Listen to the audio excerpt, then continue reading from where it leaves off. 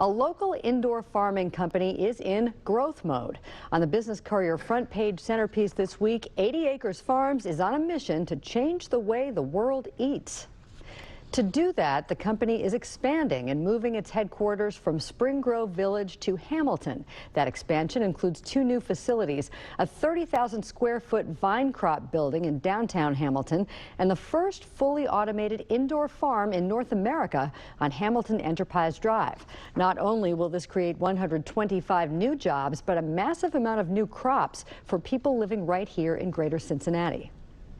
There's a tremendous need for locally grown, fresh, quality, nutritionally dense produce in our communities, grown by our communities, for our communities, in areas where instead of bringing produce from Salinas, California or Yuma, Arizona, we can grow it here.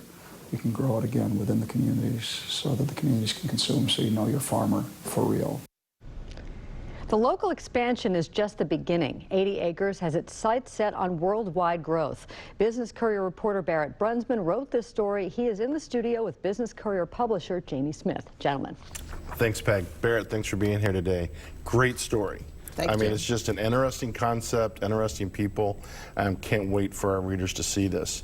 Now, Peg talked about this expansion. Just how big is this expansion for them? 80 Acres plans to invest about $39 million over the next several years, so they're going to end up with facilities encompassing 150,000 square feet.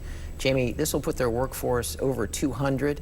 The annual payroll will be close to $10 million, and that means the new jobs will average more than $63,000. It's a pretty big expansion. Now, explain to me, or try to tell me, the optimism that they have that they can change the way the world eats. Why do they have this? Well, the market could be huge for folks who are health-conscious consumers. 80 Acres uses no pesticides. Mike Zelkin, the CEO, says he calls it organic 2.0. He says it's better than organic. Now, organic foods can't use synthetic pesticides, man-made pesticides, but the U.S. government allows them to use organic labeled food to use naturally derived pesticides, such as insecticidal soap. So that can affect the taste, that can affect the quality, and if you have a weakened or compromised immune system, such as a cancer patient, that can be a factor. Wow. So this is a way to avoid any kind of chemicals on your food. That's awesome. Now, you say it's pesticide-free. Are bugs an issue? You talk a little bit about that in your story. Yeah, the 80 Acres grows in water, so they don't use soil, and it's indoors, but bugs still factor into the equation. So 80 Acres uses what they call carnivore bugs, such as ladybugs, that eat the bad bugs that might eat the plants. They also use bumblebees to pollinate. It's incredible.